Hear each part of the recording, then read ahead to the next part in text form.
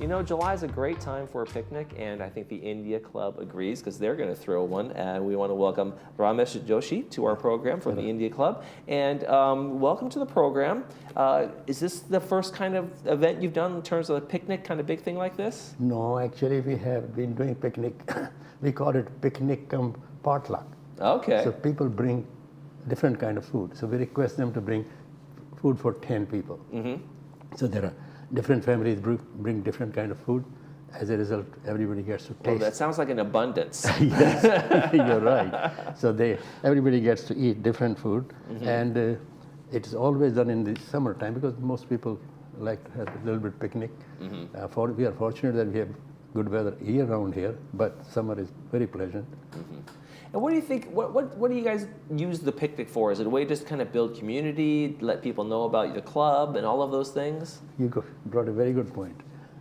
First of all, that's the whole idea, that way the whole community comes in and we are able to talk to each other. Some groups are formed, they say, hey, how are you doing and all that. But besides that, this year what we are doing, we have also got a golf cart. And on that golf cart, we are going to put the name of India Club, you know. So people know that we are there. Many people don't even know that India Club exists, you know.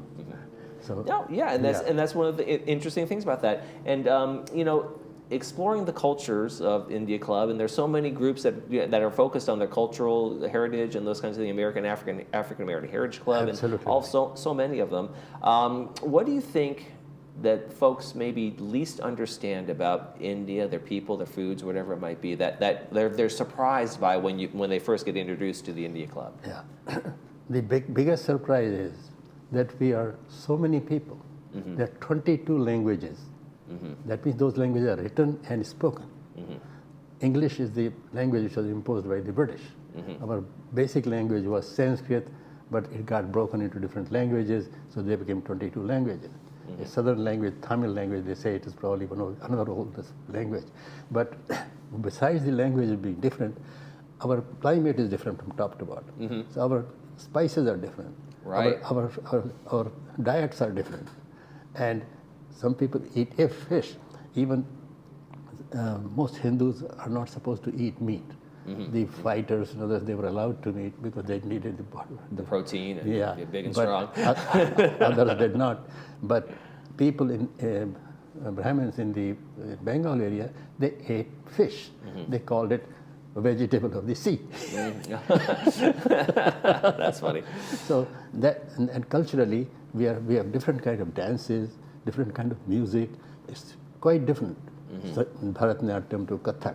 North of Kathak, Bharatanatyam, and many other types of dances.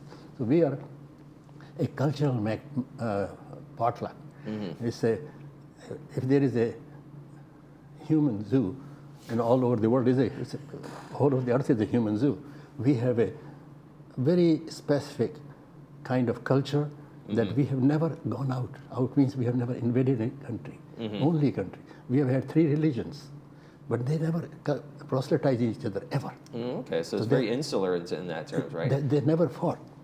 On the contrary, even our one of the emperors, he said once he killed some people, winning a war, 100,000. He said, "What did I do?" He said, "No more violence." So he talked to everybody. Hey, can we just stop killing? So he conquered from Afghanistan to down south. Then he sent his son and daughter to Sri Lanka and Myanmar. And whole of the Southeast Asia, China, Japan, they all became Buddhist. That means no fighting. That means he did not say that you become Buddhist. He said we should not fight, we should not kill each other. And that was the result of just created a culture of community and peace and that kind of thing that's gone on for hundreds of years. Hundreds of years. And in his time, there was no war. Another 50 years, there was no war. But humans are humans. And one of the things that it's very interesting, all the things you're telling me, one of the things I found that was interesting is there's so many, like you said, so many dialects within India. I have an Indian couple that lived next to us, and they said they spoke each other's language, or that wasn't the one they used in the house. So they'll talk to their one family members in one language, another one another, and they've talked to me about all the dialects that they know. They all speak 2 or 3 different languages, including English and that kind of thing too. Right, yeah. So it's an amazing culture where you have so much, even within the country, you have have so many dialects, so many different languages. 200 dialects, 200 more. Yeah. Even in language itself, even in the English language, when we have north, or one of the persons used to say, either, is spelled E-I-T-H-E-R, either. They say you can say it either or either way. So yes, our pronunciations and everything differs. But one thing, we always think that we are Indians. And we don't necessarily Hindus and Muslims and Christians. Everybody thinks that way. The religion, we do not have religious animosities.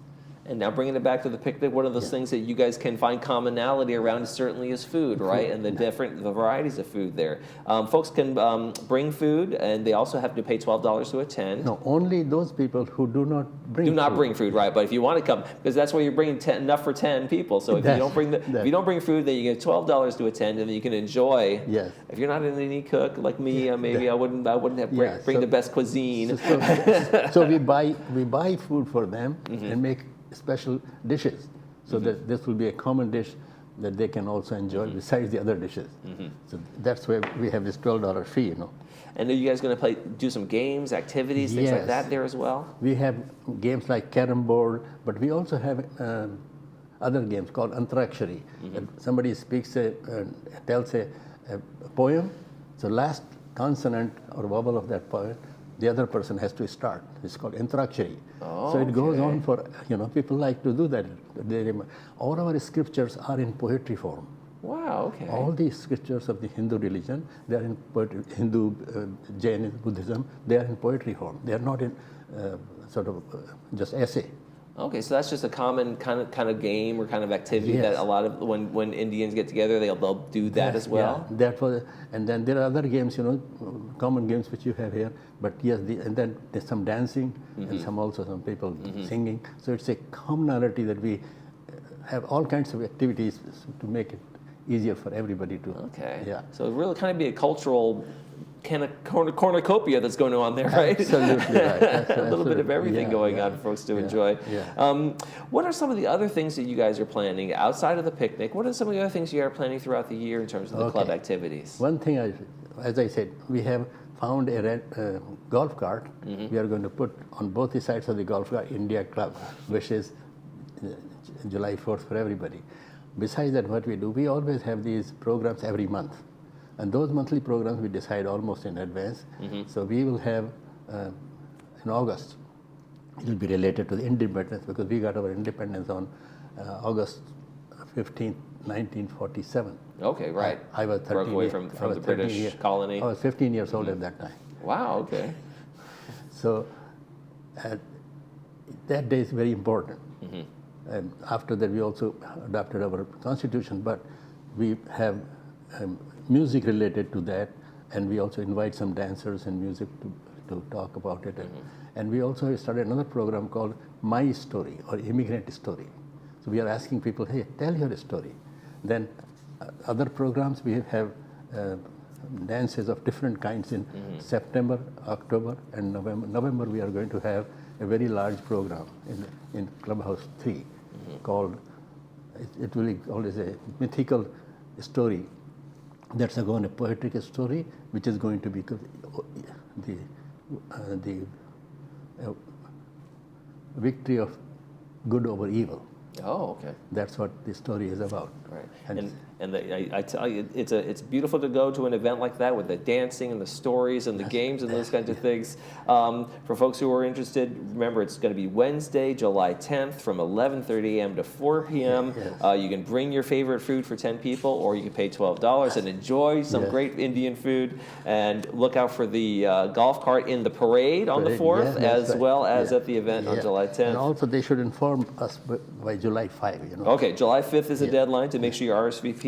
And there is the email is there on the screen for everybody to take a look at. And also make sure they get Zelle address is also given for paying the money. Oh, terrific. We can do it for Zelle, or we can do it through email. That's fantastic. Yes. Either way to go. But just make sure you get out there, no matter what it is. If you're going to bring the food or you're going to charge, just make sure you come. Make sure you let people know. It should be a great event. And have fun talking to each other and having culturally. Yes, and that's the most important about it. Build some community out there. Ramesh, thank you so much from the Indian Club. Thank you so much for joining us. You're invited.